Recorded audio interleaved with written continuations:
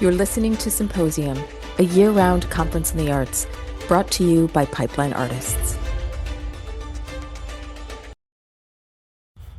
Welcome to Symposium. Before we get started, I wanted to just tell you a little update about the Book Pipeline unpublished contest categories. We've added a couple new categories. So the categories now are literary, mystery, horror, thriller, sci-fi and fantasy, romance, general fiction, young adult, middle grade, picture books, nonfiction and memoir, comic books, and graphic novels, which is we're really excited about. So make sure you check out Unpublished Contest. It's a great way to get your book discovered. And if you have an already published book, check out our adaptation contest. Hello, welcome to our one-on-one conversation with Casey Jones, author and screenwriter. We had a little bit of technical difficulties with this one, so the beginning was cut short. Zoom was not cooperating. So let me try to catch you guys up. First of all, let me introduce Casey. After graduating from the University of Nevada, Las Vegas, with a degree in film production, Casey Jones returned to the Pacific Northwest to focus on a career in screenwriting. He was a 3-time Script Pipeline screenwriting finalist and won the 2013 pitch contest before ultimately making a leap to novels. When not writing, he can usually be found cooking, playing video and board games, or exploring the local wilderness with his wife. Black Tide was his debut novel based on the 2019 screenplay. So in the beginning, what we missed recording was simply Casey talking about how he decided to venture into the novel world and out of the screenwriting world. And Black Tide was adapted from a screenplay, but it was not his first adaptation. First, he did a much more robust novel about this world, a much more complicated kind of fantasy world, and then decided to, during a NaNoWriMo, which, by the way, pause for a second, NaNoWriMo is National Novel Writing Month. It's in the month of November, where there's a challenge that many writers do across the world to write 50,000 words in a single month. So that's where Casey decided to start the adaptation from screenplay to book of Black Tide. And then he took it from there and went on and rewrote. So now I will leave you and we'll go right into our conversation in progress. Enjoy. So now we're at you have your literary agent for your book. So can you give people advice and maybe some thoughts about what it's like working with a literary agent as your partner, and maybe some things that were different than working with your screenwriting reps, or some things that surprised you about working with an agent, or things that you really maybe wish you knew ahead of time and been like, oh, I probably would have maybe approached that conversation differently. I think it's really important to find a rep who is as passionate about your story as you are. I don't mean to sound like I'm slamming them at all, but some of my Hollywood reps, we just never felt like we were really on the same page. Like I would write a script and they might like it, they might not. If they did like it, they kind of, I don't know if I want to say they were hesitant to do much with it. I don't know, it was complicated. We just didn't really mesh. And the experience I've had with my literary agent has been the exact opposite. And I was really surprised by how much input she's given for the rewriting process. You know, like with the screenplays, I would get a little bit of feedback from my managers, and then it would go off, and then you'd expect the big feedback to come from directors, producers, everything down the line. But with my literary agent, it was all right up front. Like, let's just get this in this really good spot before we take it out. And then again, we'll have editors and whatnot down the road. But it's just been more personal. It's been more like having a writing partner almost. And so that's taken me by surprise, just how friendly the industry is, at least my experience with it. And maybe it's the friendly compared to the screenwriting industry. I don't think the screenwriting industry is unfriendly. It's just different. You know, yeah, it's just different. And part of why it's different is they're spending millions of dollars Right. to take a script from the page to the screen, as opposed to in the publishing industry. It's certainly, it's not, it costs a publisher money, but dwarfs in comparison to what it costs to create a movie. And I think that's part of why it's harder to get a script sold. Well, that's why they're not so eager to jump on and develop something. It's like, we could spend all this time, working on this, or we just get you onto the next thing that we know is going to have more of a shot. And that was, it always came off to me, being at the time young and not having much experience. It was just kind of cold. And as I said, it felt unfriendly and like more business than I was prepared for. And so I think that was probably the headbutting was more on my end than anything, just because I didn't really know what to expect. Yeah.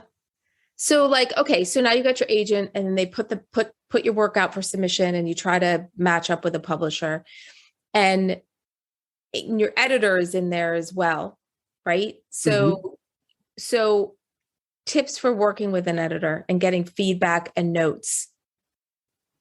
Well, I had rewritten Black Tide so many times that by the time the publisher picked it up, the editor said it was in pretty good shape. Her notes were quite broad. I didn't have a lot to do. I got very lucky with Black Tide. It kind of just worked out really well. We sold it in May 2020. So it was kind of a joke that we were selling an end of the world book at the end of the world. So yeah, everything kind of worked out with that. But I just think you have to not take anything too terribly personally when you get their notes. With my editor, she was really open to feedback on the feedback. So it's like, this is what I felt reading this and how I think it's going to play out. If you disagree, let me know and we'll talk that out. Mm-hmm. And just being able to get on board and talk through things like that was really nice. I think that's kind of an important relationship to establish, not one that's combative, but that's really collaborative. Yeah. I mean, and I would also guess, not ever watching you write, and we're not longtime friends. I've just met you, but I would guess that the reason the editor didn't have a lot of notes, because you seem like the kind of person who really beat the story out. Like you really, spent a lot of time thinking about the details and all of that. I mean, I think, is that one of the things you mentioned, in terms of writing novels, like being able to do that, crawl in their head, I mean, that first time you did that first time you wrote a scene where you're like, oh my God, I can talk about what they're thinking, Yeah. I bet you walked up, what did you say to your wife? Oh my God, you're never going to believe it. With the publishing announcement? No, with just writing the novel, realizing you can crawl in their head. Oh, well, I mean, break all these screenwriting rules. I wrote that a chapter at a time and emailed them to her. Every time I finished a chapter, I would send it to her so she could read it. And it took me like a year to write it. So she just got these little pieces of a novel, like a newsletter over the course of a year. But, I was so excited. And she was happy because I finally was excited to be writing again, coming off of that very low point in screenwriting. Yeah. I mean, which I think is not an uncommon thing when in any genre. Like, so you said the first book was urban fantasy. So talk about choosing genres to write in the novel world, and what why you landed where you landed with Black Tide, and are you going to continue along in that genre? I've just always really enjoyed horror and terror as a genre. So Steve, more He's like such a nice guy. More Stephen King, less just blood everywhere. But one of the first adult books I read was The Shining. I had heard from my mom that my dad read it and it scared him so bad he couldn't sleep. And I was like, oh, well, I should try to read that. And I just loved it. I loved every single thing about it. I loved the supernatural, the way it just seeped in and took over the story. And decided, oh, I'm going to try to write scary stories. It's fun. When I was a kid, I was afraid of everything. And I think it was almost kind of cathartic to have a medium in which I could attack that stuff. So yeah, I would say horror going forward is something I would really love to stick with. Yeah. I mean, and did you, when you watched the Shining movie, like how did that, like how old were you when you read The Shining? Eighth grade, I think. Mm. It was a while ago. Tell your parents that you read it, or did My mom thought it was funny. They were always encouraging me to do that kind of thing. I was lucky in that regard. that is good. And so when you watched the movie, were you did it match like what you thought? Like, Didn't love the movie.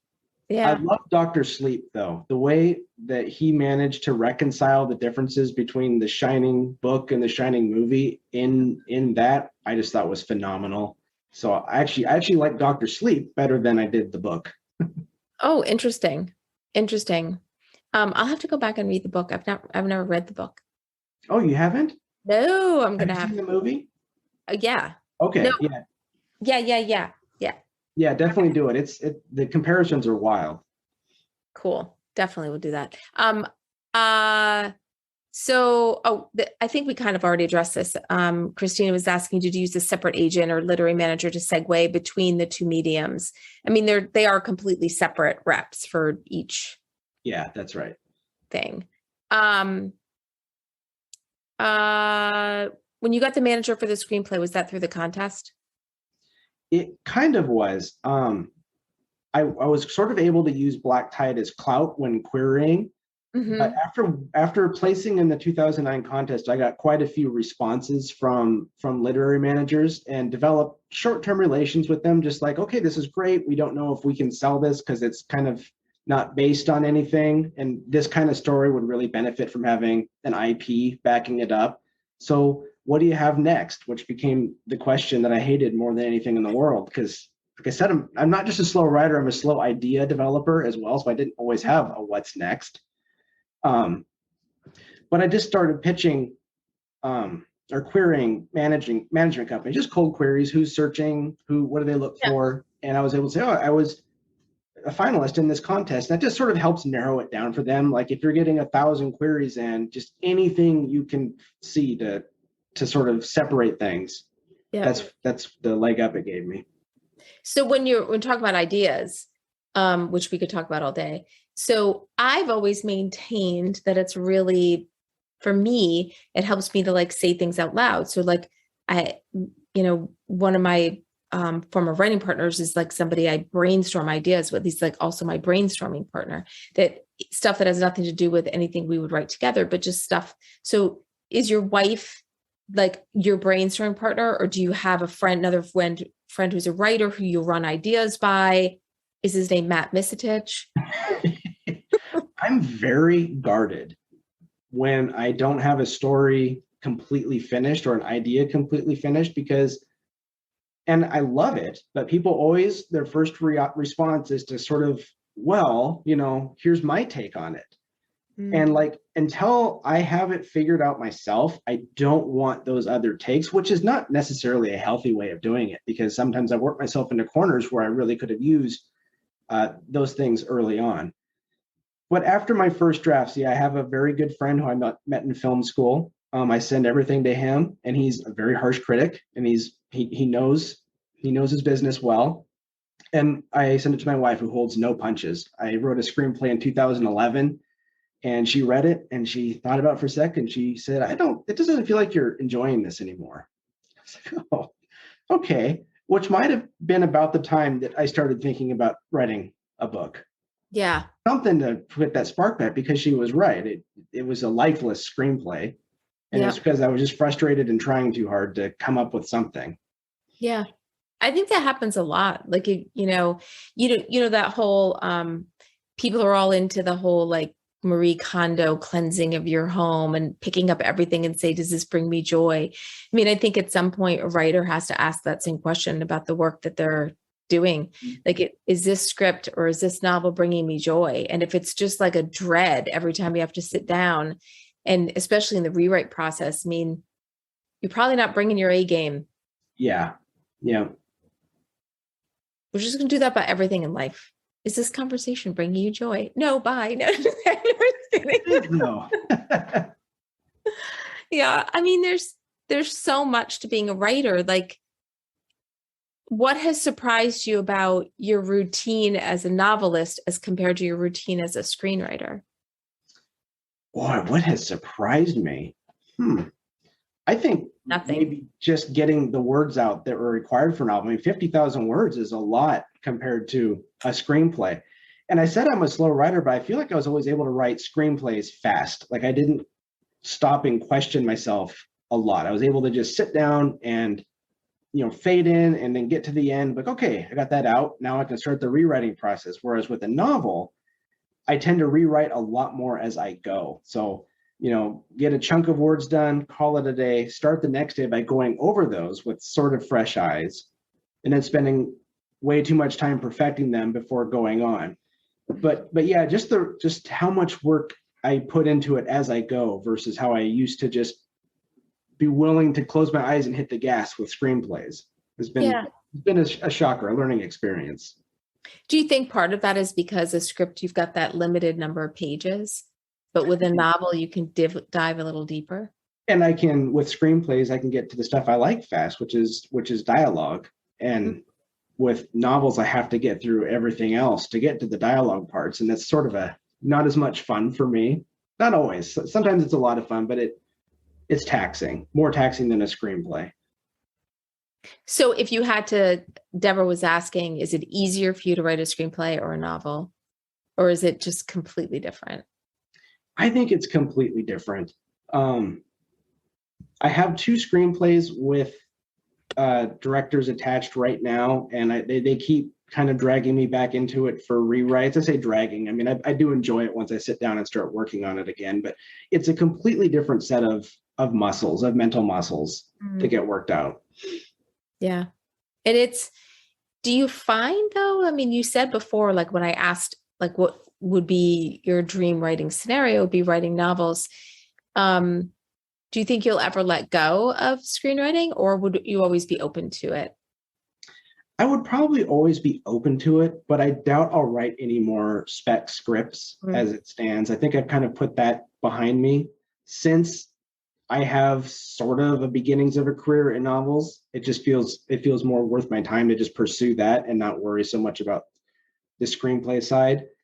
I do have some older scripts that I still love that I wouldn't say no to digging up and polishing and updating for the future. But for new stories, I think I'm just going to stick with books.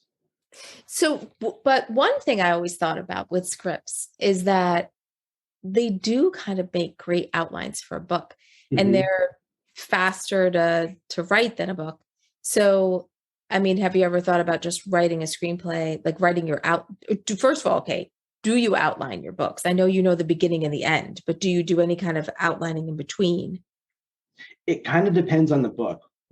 Um, with Black Tide as a book, I just plugged the screenplay in, but I didn't really think about anything else, and I just kind of filled in the blanks as I went. Um, with the book that I'm writing right now, that I can't say too much about, I've had to spend a lot more time outlining and figuring things out because I just had a very just basic kernel of an idea when I started with it. But I have written treatments for myself in screenplay form. So just like okay, I can get all this dialogue out, and that will kind of form the backbone of a scene. And then I'll just put, just sort of some action lines of what happens in there to fill in later. So that's kind of, if I do have to do official outlining, it then definitely revolves around the dialogue. Yeah. So it is kind of like you're going back to those screenwriting roots, Mm-hmm. to help you with that foundation of the scripts. So like did you think that this was how your writing career was going to be? Like, and you set out to be a screenwriter, and you changed and morphed into novel writing. And I think that's awesome. What are your thoughts about just writers writing in different mediums and pivoting, either back and forth, or just saying, you know what, I don't want to do this anymore. I want to do novel writing, or I want to want to, or there might be a novelist out there listening to this, is like, you know what, I think I want to try screenwriting. I think it's great to do because it just gives you more avenues to explore. And it gives you something to, if you want to do both of them, it gives you something to volley back and forth between when you're at a low point. Mm-hmm. I thought for sure I was going to do screenwriting. Graduated from film school and immediately said, all right, here's how we're going to do it. And I had my business plan all in my head, and I bought all the how to write screenplay books. It never occurred to me that I would eventually dump that for novels. But the fact that I can, and anybody can, but the fact that option was there and I recognized it, it was nice, because if I didn't have that and I just had to keep trying with screenplays and beating my head against that wall, I think the burnout would have been the end of I would have given up probably and just tried something else completely. And I think that's okay too. If you decide in the end that this just it's not fun, I don't really enjoy this process, I think it's okay to give yourself that out as well. Mm. One thing that people don't talk about a lot, like they'll think, oh, you got a novel published. Now you can quit your job. Yeah. I mean, I think people aren't necessarily, even the same thing with a script sold, and people will sell a script for, 7 figures and think, oh, I can quit my job. But the way the payout works, it's not like you get all that money. People are getting chunks of it along the way, and you get paid a certain amount, and sometimes you don't get paid the whole thing. So like, what about that concept of juggling a job, a family, and your writing? I have absolute respect for people who can juggle all of those things. I'm really fortunate in that when I started this, my wife and I came to an agreement that I would stay at home and do all the house related things, hence the cooking that I got into, and then work on trying to get this writing thing launched. And it took a very long time, and there were some very tense discussions around it. I early on did a lot of gig work as a PA up in Portland when anything would come through town, just kind of, whatever I could. But for me, I really thrive being able to just focus and zero in on the writing and not have to worry about as much other stuff. So if you're doing them all, I can see how it would be very exhausting. And it's amazing that you can get those words in. I have friends who work full time and then come home at night and carve out a big chunk of hours for writing, and it's just incredible. It is. There's people, crazy people, who get up at like 5 a.m. Like, I can't do that. I'm a morning writer for sure. Are you? Oh yeah. There's another writer I know, Jonathan Mayberry, who's New York Times bestselling. He actually had a show, one of his series got picked up by Netflix. But he and his wife had that same agreement where I think she gave him 5 years. She said, I will support us. You've got 5 years to do this. And he did it. And, but it's a unique situation, and it's, she sounds lovely. It can also be kind of a trap if you're not careful, because, over the years, I find that I've sort of withdrawn. When you don't have the thing that you have to go out and do, you just sort of start to detach from the world, which we know for writers isn't a good thing. You always are looking for inspiration in other people and other experiences. So you have to try to force those out if you're just going to focus on writing only. So in a way, maintaining a life outside of your writing program is probably beneficial. Yeah, that is a very good point. So I want to just reach out. Oh, Deborah was asking about facing rejection, and how you handle it. And as your career has grown, has the way you deal with rejection changed? It's always stung. I would say early on was worse. I would get really bitter. Oh, they just don't know anything, blah, blah, blah. Someday I'm going to print out all my rejection letters after I get the big yes. And as time has gone on, I've come to understand that it's very subjective, and One thing I do is I like to go on to Goodreads or Rotten Tomatoes and find books and movies that I love and read the horrible reviews. And Ah, it's like, yeah, see, I mean, and I don't even completely disagree always with their take because I can see where they're coming from, and it really just illuminates how people respond differently to these things, and that makes it easier. It always hurts though. I always kind of feel sick and I mope around for a day before I pick myself up again. but I think that's kind of part of the process. Like I'm a moper. Like I'll mope for a day, I'll cry, and then okay, maybe do a couple shots of wild turkey. Um, but then it's like I think that's normal. It's like you're taking the impact of Mm-hmm. it, and then your mind kind of processes it, and then you make a plan, you know? Yeah. And but I think it would I think it's probably not healthy to just be like, oh, whatever, no big deal. Like I think it's good to feel it. Yeah. Yeah. You get in there and get your knuckles bloody, I guess, in a way, because one other bad habit, I'm gonna try something here. Oh, there we go. One other bad habit that I have come up with is avoidance. It's like, well, if I don't send them anything, then I won't get the rejection, which Mhm. has bit me a few times where I've spent months and months and months on something and then finally sent it when it's completely done. And I go, what were you thinking? You should have let us say no before you spent all this time on it. So, developing those calluses is a good thing as well. Yeah. And I also think there's people out there who don't submit their stuff because they're actually afraid of success. Yeah. Yeah. And um and so there's people I know someone who's like that who amazing writer but does not put the work out because it's I think it's easier to say, well, you know, it didn't work out because I didn't try, not because it wasn't good, you Well, know. success changes a lot of things. I mean, you have to you get into a routine, and now you've got a lot of other people that you're working with to get something done, and it shifts everything around, and that's scary too. Mm-hmm. Um, I had a call with an agent once after the TV series project for the pipeline that pipeline supported came out.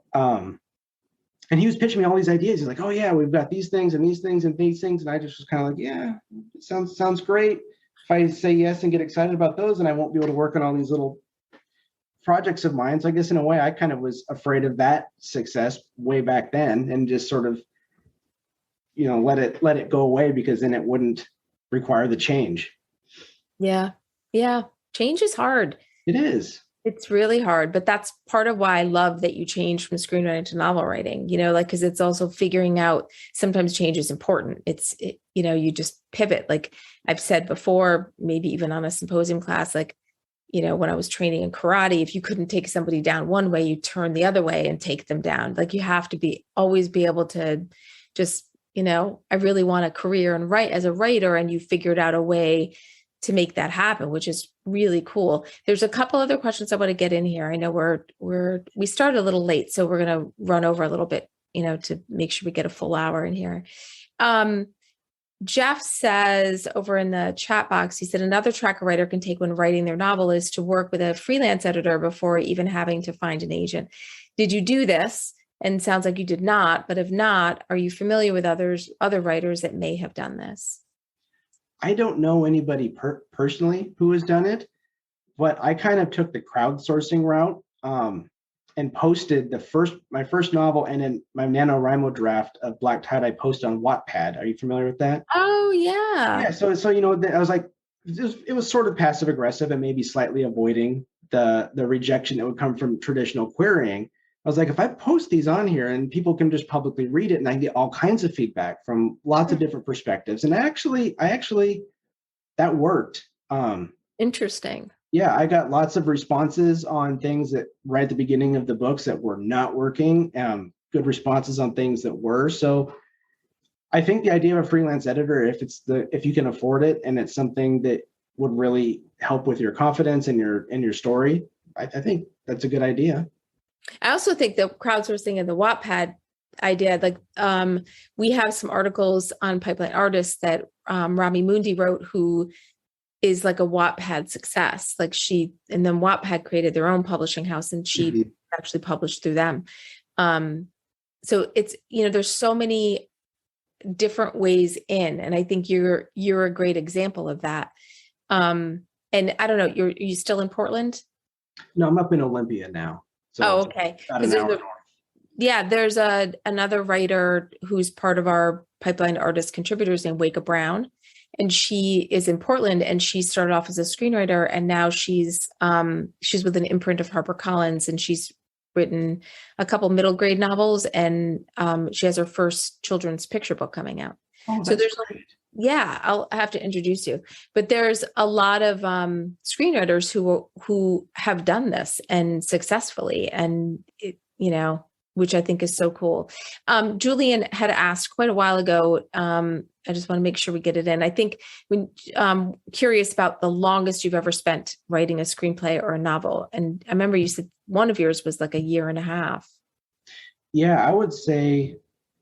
Well, for first draft, I would say the first draft of my first book took me probably 2.5 to 3 years to write in its entirety before I hit the 160,000 word mark. Mm-hmm. Screenplays, I was actually in a pretty good habit of one a year for quite a while. And then, of course, rewriting and development time. So for screenplays, it was about a good year that I would spend on each one, which I know is not the best number, probably, if you want to make a career writing them a lot, but and novels just take me a lot longer. But I feel like if you had that, like, how are you with deadlines? I kind of like deadlines. Yeah, it's just that it's another one of those ending points for me to work towards. I get very, very stressed out when I'm not going to make them, though. I have spent multiple nights in a row not sleeping and writing instead until I was seeing things that weren't there. And then I get a rest and come back and read what I wrote. And it's like, wow, I don't know what this was. That wasn't anything worth my time. So they're a double-edged blade for me. Did you use, like, do you do self-imposed deadlines? Like, a lot of people use contests as a way to create a self-imposed deadline to get something done. Yeah, usually it's like, I want to get it done by this time because we're going to go out of town on a vacation after that, and I don't want to have to think about it. And so I'll try to hit that so then I can just detach from the project and enjoy my time for a bit. Before I go on to this last couple questions, I'm looking. Deborah was grateful about your rejection advice. I was curious if you go on Goodreads and read your own reviews. I absolutely do not, because I would obsess about it until I was in a funk so deep you could never pull me out. I would only see the bad ones. Yeah, that's what I was going to say. I really, really like your advice about reading the reviews for the books you liked, and just to kind of as a check, Yeah. But I was curious about that, so I didn't want to forget. I don't even have my Goodreads account linked with the book. I know you can become a Goodreads author and answer people's questions. I won't even do that because I know I'll get like a notification popping up. So-and-so gave you 1 star, and that'll just be the end of my day. So I just stay away from it. That would be terrifying, because then you would want to just be like, what do you think? Yep. Someone with impulse control should definitely not do that. Yep. That's your tip for the day. Melanie said, my scripts always come from my original short stories, and that works for me, though of course I flesh out the story, character, etc. in the script. Have you done that as opposed to writing the stories after the script as you describe? The written story acts as a pre-outline too. I think we kind of touched upon that, but I don't know if you had anything else you wanted to add. I can see how that would work. I've never done it that direction where I've adapted a short story or a book to screenplay. But I almost wonder if it would be harder trying to pick what to cut out of something longer than a screenplay. Yeah. I mean, I think it is. I mean, I've adapted a book into a script, and it's definitely hard. You got to lose a lot of stuff. And like, if you tried to adapt the 115,000 word novel into a 2-hour screenplay, I can't imagine. I mean, I can see now. It would probably look just like the original screenplay did, because everything I put in for the book I'd have to cut out. Yeah. Well, or you could, but that's the other thing I want to just ask. Um, when you take your script and you adapt it into a book, and then because also too, people could be, if there's screenwriters listening, maybe you take a screenplay and you take that feature script and you blow it up into a limited series, and so you've made it longer. So whether it's a limited series or you adapt it into a novel, are there things that you've made a note of saying, you know what, if I'm going to go back to that script and never rewrite and touch that script again, this I'm going to put in it, because this little thing that is in the novel version should have been in the script too. I have done that. I actually have a screenplay that's out with a director trying to get actors and producers attached right now. And he had gone dark for a while. The whole project had gone dark. And I was like, well, maybe I'll try this one for my Black Tide follow-up. And so I started writing it as a book. Mm-hmm. And then when the screenplay got steam again, I had started to look at it again with that different lens. And I was able to go back and flesh out things in ways that I hadn't thought of before when it was just a screenplay. Yeah. Yeah. I mean, that's what I think is cool. It's like that exploration of the story, and you're looking at it from a different vantage point, and all of a sudden, and with that freedom of being able to dive deeper and make it longer. And then sometimes you realize, yeah, I think there is a way I can put that in the screenplay and still keep it within that, 2-hour limit. And Melanie just clarified that her stories start as short stories, not as novels. So that makes it a little simpler. So we're going to wrap up with one final question actually 2 questions. Final question from Matt, and then one from me. Matt's final question. Would you adapt any of your previous scripts into books? Like, I think this is a hint, Horizon. I dream about adapting that one. I think it might be too big of a story for me right now, just in terms of what I can get away with in the screenplay as far as firsthand knowledge of the setting and the world. For everybody who doesn't know, it takes place on a cruise ship, and I'm not a ship captain or don't really have a whole lot of experience in that world. I was able to write it in such a way that it was I was able to cheat my way around a lot of the details that for a novel I would want to know, like just firsthand, have that experience. And it's just such a big story in that regard that I think I would need more time to polish my craft, hone my craft, and go get firsthand experience on in the research for that project. I would love to, though. That would be a dream, because then once again I'd get to have more control over where it goes versus a TV show that, we know how that goes. Yeah. I think that too, like as writers, it's like, it's the interesting part about what we do is, like, if you're a painter, you've painted something and it's up on the wall or, in a gallery, no one's going to buy it and then change it. Right. like they're going to appreciate it for what you created. And as writers, there's all these people touching, especially screenwriting, there's all these people touching it, and which is a little messed up. It makes it kind of a unique art form in that way, that it stops being the individuals at a certain point and becomes everybody adjacent. Yeah. And when I say messed up, I mean, it's obvious that that's how it has to be. Right. You're just one person in this huge collaborative team. But I think it's an interesting, you have to have a certain kind of personality for that, to be able to say, whatever, do whatever you want to do, you know? And, I worked on that for 5 years, but sure, change it. I'm not sure I'm to that point yet. So my final question I want to ask you is, if you could go back in time to your 18-year-old self and give yourself advice, it doesn't have to be advice about writing, be advice about life, whatever. What advice would you give yourself? Boy. This was therapy session. Did you have a copay? I guess I would just tell myself to and in a way, it's not even really that, it's kind of redundant advice because I did, but I would just say, make sure you don't give up. That road is very bumpy. It is very unpredictable, but it's one that you have to be able to persevere and get through those things, and don't be afraid to change, to pivot. I don't want to say that I regret any of my time screenwriting or that I feel like it was wasted time, but I do wish I had come to the idea of novels sooner. I feel like, I could have had a lot more years to be writing books, and maybe, I would just be in a different place with it than I am now, not just now getting started and trying to find my path forward. It would have been nice to have started this when I was 30. Yeah.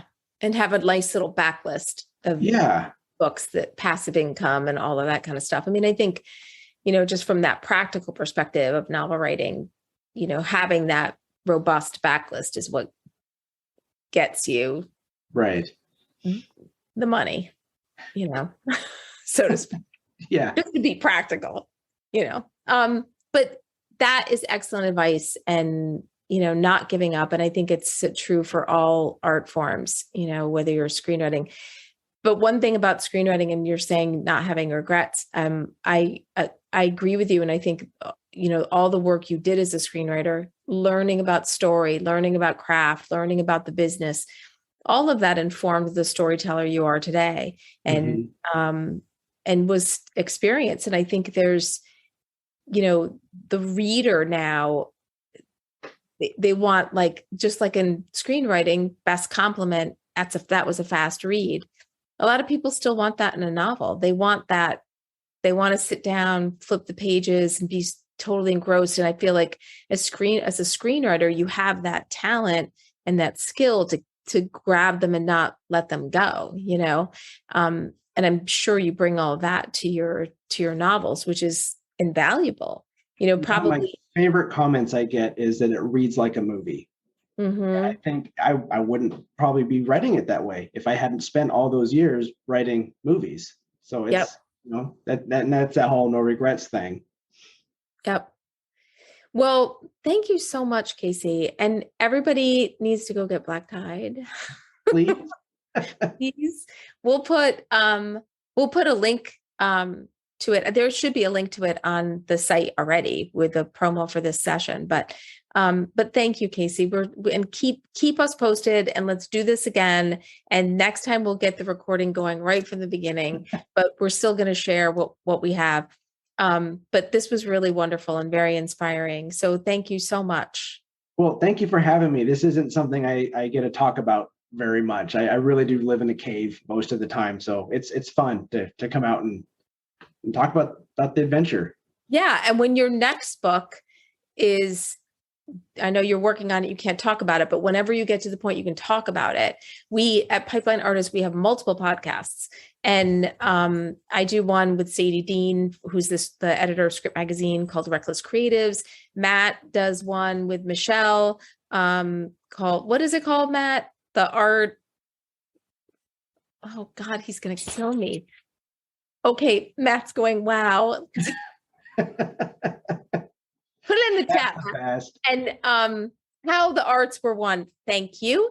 And Erica and Peter do this podcast Needs a Title, which is dealing with the publishing space. And Chantal and Asman is an editor, and she does one for us called Words of Prey. So we have lots of podcasts for you to choose from, and would love to have you on when you can talk about that next book. Oh, I'd love to. I'm excited. It's cool. With novels, you have the sophomore slump. With the second book, they would say the second book's hardest. And even though it's technically my third book, it's been a tough one. It's been a rockier road, but I think that's for the better. Yeah, but it's good. You got it. Yeah. You got it. Not worried about it. Well, thank you so much. And everybody have a great night. Thank you, everybody, for listening. Symposium is brought to you by Pipeline Artists, a division of Pipeline Media Group. To learn more about upcoming live symposiums, visit symposium.pipelineartists.com and follow us on Twitter @PipelineArtists.